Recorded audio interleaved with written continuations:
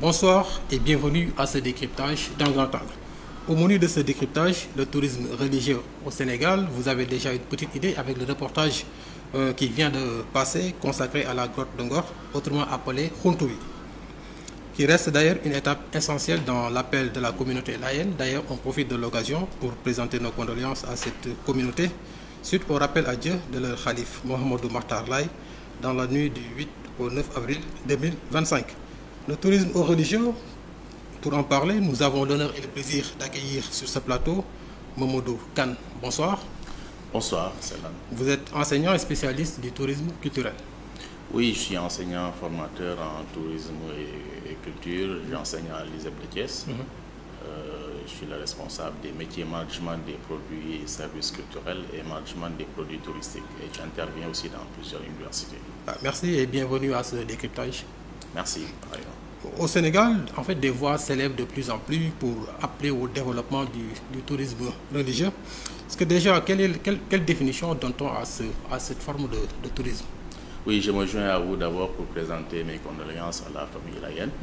Et pour faire simplement sur le tourisme religieux, c'est toutes les ressources à caractère religieux, spirituel, les croyances, qu'on doit exploiter dans une perspective touristique. C'est ça. Quand on parle de ressources religieuses, il y en a beaucoup. Ça peut être des sites, ça peut être des pratiques, ça peut être des figures historiques, ça peut être des itinéraires, n'est-ce pas? Ça peut être même une production spirituelle des communautés, n'est-ce pas? Maintenant, comment en faire des produits touristiques? Ça suppose qu'on puisse faire en sorte que les services puissent rejoindre l'usage de ces produits touristiques, à savoir donc des services d'hébergement, déjà d'identifier ce patrimoine-là qui existe religieux, Exactement. mais en même temps ajouter des services d'hébergement, de restauration, mais aussi des visites ou bien des activités de découverte qui se font au niveau de ces ressources. Ouais. Mais quel est le potentiel de ce tourisme religieux au Sénégal? Énorme, parce que le Sénégal est un pays religieux, on peut le définir ainsi, avec beaucoup de croyances, avec l'islam qui s'est installé très tôt dans ce pays-là, depuis à peu près le 8e, 9e siècle. En plus, il y a eu les religions, la religion catholique, chrétienne, la religion monothéiste, voilà, qui s'est installée. Donc, nous avons des religions monothéistes au Sénégal, mais en même temps des religions traditionnelles, n'est-ce pas, qui sont assez diversifiées à travers le pays et qu'il faut intégrer dans le tourisme religieux. Ouais. Mais quand on parle de tourisme religieux, on parle de foi, on parle de religion. La religion reste la principale force de cette forme de tourisme. Absolument. Mais est-ce qu'elle ne constitue pas aussi un obstacle pour son développement? Absolument pas, parce que la religion est extrêmement importante pour la communauté des croyants et même pour ceux qui ne croient pas, qui s'intéressent à la religion. Mais ce qui est essentiel, c'est le potentiel qui est là, n'est-ce pas? Beaucoup de sites qui ne sont pas encore exploités.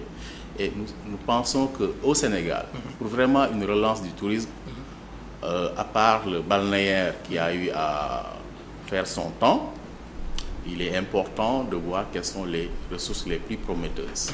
Et on s'est rendu compte que c'est les ressources essentiellement culturelles, religieuses.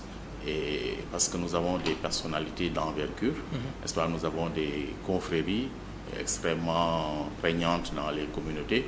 Nous avons énormément de sites et nous avons une diaspora assez intéressante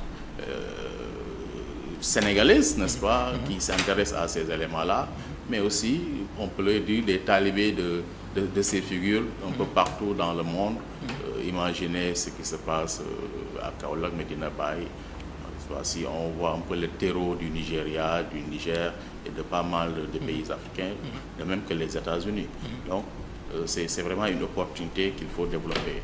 Et nous avons vu depuis quelques années une quand même volonté politique, parce que moi je fais souvent le tour des sites religieux, je vois les aménagements. Dans le cadre de vos activités pédagogiques avec nos étudiants, mais aussi dans le cadre du RESUT, c'est le réseau des universitaires du tourisme au Sénégal, dont je suis le vice-président. Nous voulons initier quand même des activités de valorisation de ce tourisme religieux, et je vois cette volonté politique aussi d'aménager ces sites-là, parce que bon, si vous allez maintenant à Aloua, vous vous rendez compte que la maison familiale de El Hadji Omar, sa chambre de retraite, voilà, ont été réaménagées et il y a des espaces maintenant pour accueillir les pèlerins. C'est pareil pour Bogunguina, avec le nouveau sanctuaire, on voit quand même que on prend en compte l'accueil des pèlerins pour les mettre dans les meilleures conditions. Oui. Vous avez dit qu'en fait le potentiel du tourisme religieux est énorme au Sénégal, mais qu'est-ce qui empêche son développement? Oui, c'est la perception que nous avons du tourisme, le tourisme classique. Ce qu'il faut savoir, c'est qu'on peut avoir la forme de tourisme que nous voulons. Nous avons une perception assez occidentale, les étrangers qui viennent, qui sont dans les hôtels. Alors qu'il y a plusieurs formes de découverte du potentiel touristique. Donc, essayons de voir au Sénégal qu'est-ce que nous avons comme ressources et comment les mettre en valeur du point de vue touristique en prenant en compte les standards. Maintenant, en prenant aussi en compte les besoins des clients. Donc, je pense qu'à ce niveau-là, il y a un travail à faire. De même que les ressources sont détenues par des communautés, par des guides religieuses. Il faudra sensibiliser ces populations pour qu'ils comprennent qu'il y a possibilité, au-delà de la pratique sociale de la religion, d'avoir une pratique qui intègre la dimension touristique et même la dimension économique. Vous avez évoqué tout à l'heure l'exemple de Medina Baye à Kaolack, avec la forte communauté nigérienne, mais aussi à Loire avec la maison de El Hadji Omar Foutiyou Tall. Mais est-ce qu'en fait ces dépositaires du patrimoine religieux au Sénégal sont assez sensibilisés sur les enjeux de cette forme de tourisme? Je pense que c'est le travail à faire en ce moment. Parce que quand on veut développer le tourisme religieux, c'est vrai, il faut une volonté politique de l'État. Mais le tourisme, c'est une activité essentiellement privée. Il faudra que les agences de voyage, les acteurs, les professionnels du tourisme s'y mettent. Mais ce qui est le plus important, c'est le travail à faire au niveau des communautés. Qu'ils comprennent que cette dimension spirituelle, ces richesses qu'on a, n'est-ce pas, du point de vue religieux, intéressent au-delà des talibés, les communautés qui ont l'habitude de venir, des publics de visiteurs touristiques qui peuvent venir de n'importe quel pays et qu'il faut préparer ces espaces-là à pouvoir les accueillir. Bon, on constate aussi que quand on parle de tourisme religieux, on pense essentiellement aux grands événements qui se déroulent, alors que c'est plus que ça. On peut être en mesure d'initier une programmation de tourisme religieux toute l'année avec des pratiques différentes.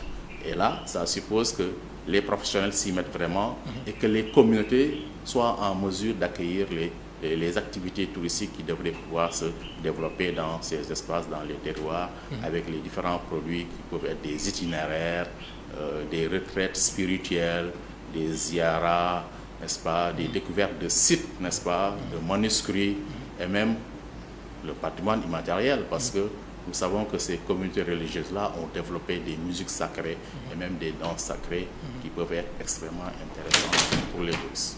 Ouais.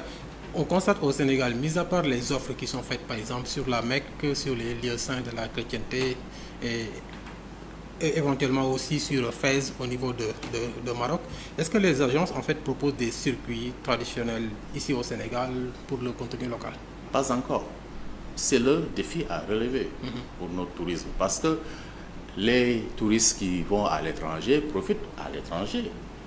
C'est l'Arabie Saoudite qui gagne, n'est-ce pas, essentiellement, à part les voyagistes, voilà, qui sont des nationaux, c'est vrai, qui trouvent quand même des retombées dans ce tourisme. Fès, c'est la même chose. On fait la promotion de l'Arabie Saoudite, on fait la promotion de Fès. Et on sait que c'est devenu une manne extrêmement importante pour ces destinations. Parce que l'Arabie Saoudite, ce n'est pas seulement que le pèlerinage, maintenant c'est les Umrah toute l'année. Ils ont compris ce qu'il y a à faire et ils ont investi. Je pense qu'on doit faire la même chose, parce que nous avons des sites qui pourraient être très attractifs, n'est-ce pas? Et en combinant aussi des facteurs qui peuvent être déterminants. Par exemple, les transitions. Comment, par exemple, Tivaouane, Cité Tieddo est devenue ville sainte. Comment ces communautés ont intégré l'islam. Donc, il y a tout un narratif, je pense, qu'il faut mettre à la disposition des touristes. Maintenant, ça suppose quand même de mettre en place des dispositifs qui sont liés à l'accessibilité, qui sont liés aux produits standards dont les touristes auront besoin parce qu'il y a un minimum de confort, mais aussi à la formation des guides locaux, n'est-ce pas, qui peuvent allier la transmission de la spiritualité, la connaissance en tout cas des ressources qui existent dans ces sites, mais dans un cadre touristique, n'est-ce pas, et qu'on puisse organiser, n'est-ce pas, les visites.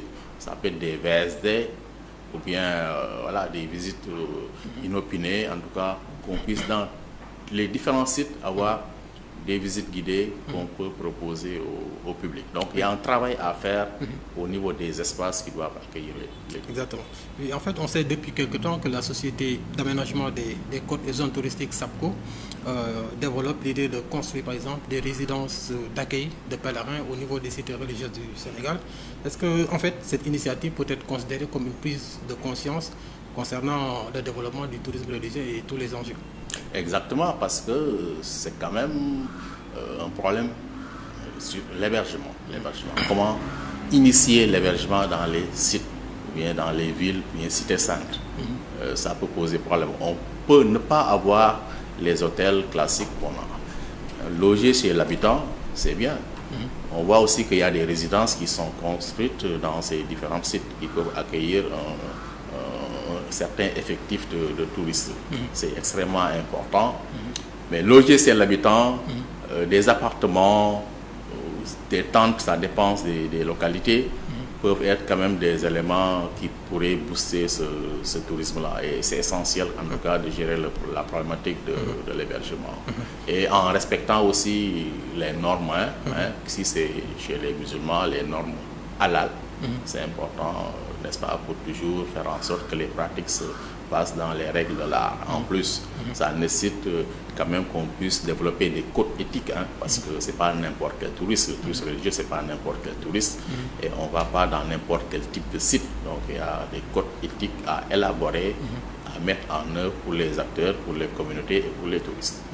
Oui, on sait que le tourisme balnéaire fait face aux effets du changement climatique, avec l'érosion côtière, la réduction même des plages. Est-ce que le tourisme religieux peut être une alternative crédible pour insuffler, par exemple, un nouvel dynamisme au tourisme global du Sénégal? Absolument, absolument. Je pense qu'on doit changer de paradigme. Le tourisme balnéaire a fait son temps. Moi, quand je suis allé à Alexandrie pour continuer mes études, j'avais déjà perçu ça. Je savais que les aspects culturels vont prévaloir dans un certain moment. De même qu'au Sénégal aussi, au-delà du tourisme culturel, religieux, mais on a des écosystèmes magnifiques. Donc je pense qu'au Sénégal, ce n'est pas un problème de potentiel qu'on a, c'est un problème d'offre. Et l'offre, c'est quoi? Il y a un effort de construction de l'offre à faire. Et maintenant, surtout avec des acteurs nationaux, parce qu'on sait que les investissements touristiques les plus importants ont été faits par des étrangers, et c'était dans une dynamique d'un tourisme balnéaire et saisonnier. Alors que nous, maintenant, on a la possibilité, avec la diversité des écosystèmes, avec la diversité des ressources culturelles, religieuses, d'avoir un tourisme sur toute l'année, n'est-ce pas, de ne plus dépendre de ces touristes qui viennent en hiver chez nous, et en plus d'impliquer les populations sénégalaises dans cette activité touristique et les populations africaines. Donc je pense que ce sont des perspectives qui peuvent être extrêmement intéressantes pour le tourisme sénégalais. Dans le cadre de la préparation de l'émission, vous avez évoqué l'aspect signalétique concernant l'identification même des sites. En fait, dans le tourisme toujours culturel, par exemple, quand on parle de bois sacrés, quand on parle de puits sacrés ou bien même d'arbres sacrés, il y a des signalétiques dans les zones concernées. Mais pourquoi, concernant l'aspect religieux, cette communication n'est pas encore assez développée? Oui, parce qu'on n'a pas encore développé le tourisme religieux. Le tourisme religieux au Sénégal, on peut dire qu'on est à l'étape embryonnaire. Donc, il y a tout un dispositif à faire. Donc là, c'est des problèmes qui sont liés à l'accessibilité. Donc, parce que quand on parle d'accessibilité, il y a cette accessibilité géographique, accessibilité financière, accessibilité intellectuelle qui permet aux gens de comprendre ce qu'on veut leur présenter exactement. Donc, c'est un travail à faire. Nous sommes en chantier, je pense. Si on veut vraiment développer un tourisme religieux, il faut qu'on s'y mette avec méthode, n'est-ce pas, en étant patient, avec beaucoup de communication à l'endroit des communautés, des guides religieux, qui comprennent que nous allons dans une dimension économique, dans une dimension touristique, dans une dimension qui permettra aux touristes de mieux comprendre ce que les anciens ont fait chez nous et de valoriser l'importance des sites qu'on a. Sinon, on risque d'avoir une déchéance de ce potentiel-là qui ne pourrait pas servir à nos populations. Et c'est énorme, c'est des niches énormes d'emplois. Hein? Et un moyen de développer les territoires, parce que dans chaque territoire au Sénégal, il y a des ressources religieuses à exploiter, de fixer les populations et de permettre aux gens d'être plus conscients, n'est-ce pas, de ce patrimoine dont on dispose au niveau de nos communautés. Maintenant, dans le genre, si je comprends bien, c'est la communication et la sensibilisation. Oui, absolument, parce que quand même, comme je l'ai dit, le tourisme, il y a des problèmes de perception, de communication. Et comme je l'ai dit, on peut avoir la forme de tourisme qu'on veut. L'essentiel, c'est de... Parce que là, on est dans ce qu'on pourrait appeler le marketing de l'offre, hein, quelque chose qui existe déjà. Mais comment la valoriser, c'est une démarche qui doit impliquer l'État, les collectivités territoriales, les communautés religieuses, les acteurs touristiques, les spécialistes du patrimoine et surtout les universités aussi. Je pense que maintenant, dans toutes les universités du Sénégal, nous avons des départements en tourisme. Je pense qu'on peut mener la réflexion, faire en sorte que les gens soient beaucoup plus conscients de cette opportunité de développer réellement le tourisme religieux dans notre pays. Mamadou Kane, merci beaucoup. C'est moi qui vous remercie. Je rappelle que vous êtes enseignant et spécialiste du tourisme culturel. Merci, mon cher. C'est la fin de ce décryptage. Merci et à bientôt.